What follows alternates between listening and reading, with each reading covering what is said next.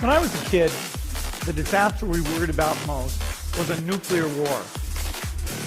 That's why we had a barrel like this down in our basement filled with cans of food and water. When the nuclear attack came, we were supposed to go downstairs, hunker down, and eat out of that barrel. Today, the greatest risk of global catastrophe doesn't look like this. Instead, it looks like this. If anything kills over 10 million people in the next few decades, it's most likely to be a highly infectious virus rather than a war.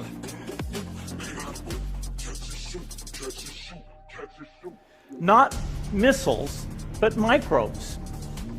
Now, part of the reason for this is that we have invested a huge amount in nuclear deterrence.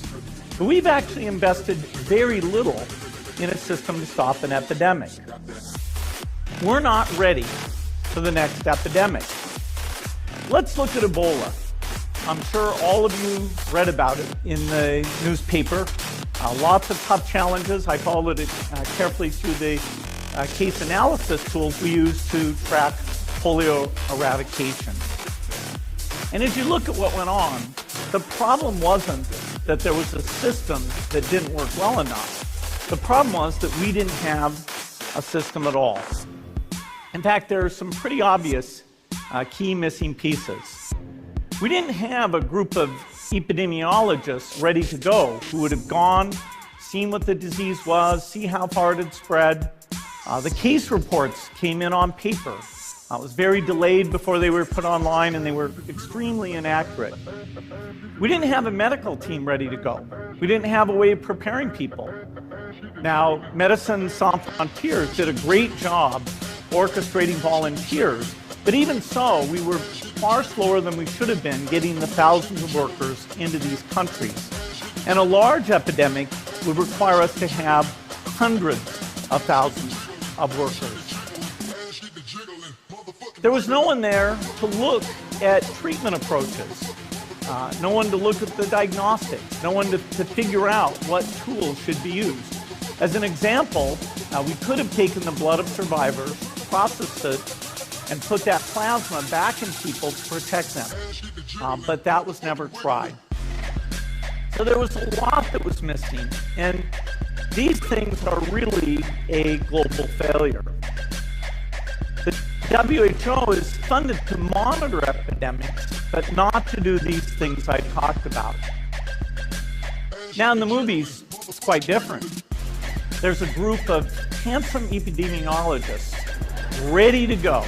They move in, they save the day, but that's just pure Hollywood. The failure to prepare could allow the next epidemic to be dramatically more devastating than Ebola. Let's look at the progression of Ebola over this year.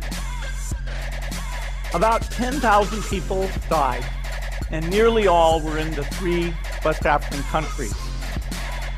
There's 3 reasons why it didn't spread more. The first is there was a lot of heroic work by the health workers. They found the people and they prevented more infections. The second is the nature of the virus. Ebola does not spread through the air.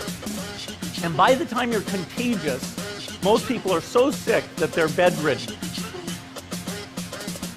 Third, it didn't get into many urban areas, and that was just luck.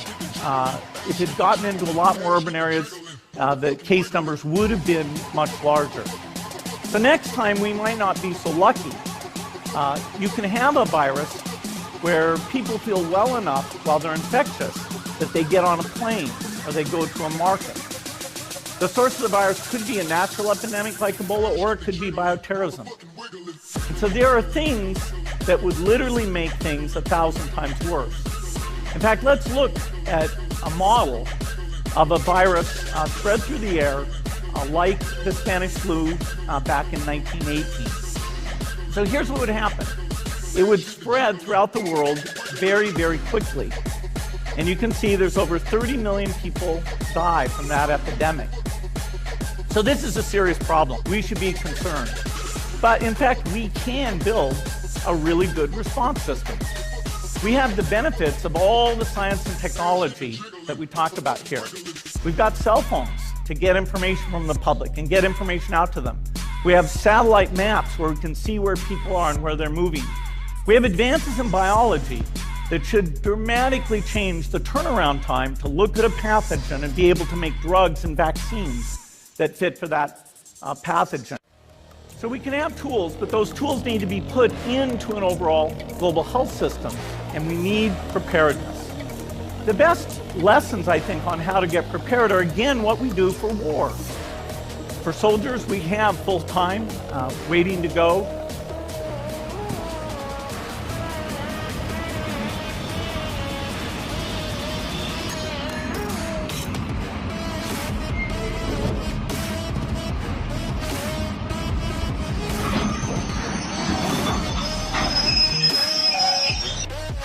Messieurs, en direct de Charenton tout de suite. Si on me dit pas qu'on se prépare à être un confiné, l'Ardise. Reserves that can scale us up to large numbers. NATO has a mobile unit that can deploy very rapidly. NATO does a lot of war games to check, are people well trained? Do they understand about fuel and logistics and the same radio frequencies? So they are absolutely ready to go. So those are the kinds of things we need to deal with an epidemic. What are the key pieces? First is we need strong health systems in poor countries. That's where mothers can give birth safely, kids can get all their vaccines, but also where we'll see the outbreak very early on. We need a medical reserve corps. Lots of people who've got the training and background who are ready to go with the expertise. And then we need to pair those medical people with the military, taking advantage of the military's ability to move fast, do logistics, and secure areas. We need to do simulations, germ games, not war games, so that we see where the holes are. The last time a germ game was done in the United States was back in 2001, and it didn't go so well. So far, the score is germs 1, people 0. Finally, we need lots of advanced R&D in areas of vaccines and diagnostics. There are some big breakthroughs, like the genome-associated virus, that could work very, very quickly. Now, I don't have an exact budget for what this would cost, but I'm quite sure it's very modest compared to the potential harm. The World Bank estimates that if we have a worldwide flu epidemic, global wealth will go down by over $3 trillion. And we'd have millions and millions of deaths. These investments offer significant benefits beyond just being ready for the epidemic. The primary health care, the R&D, those things Would reduce global health equity and make the world more just as well as more safe. So I think this should absolutely be a priority. There's no need to panic. We don't have to hoard cans of spaghetti or go down into the basement. But we need to get going because time is not on our side. In fact, if there's one positive thing that can come out of the Ebola epidemic, it's that it can serve as an early warning, a wake-up call to get ready. If we start now, we can be ready for the next epidemic.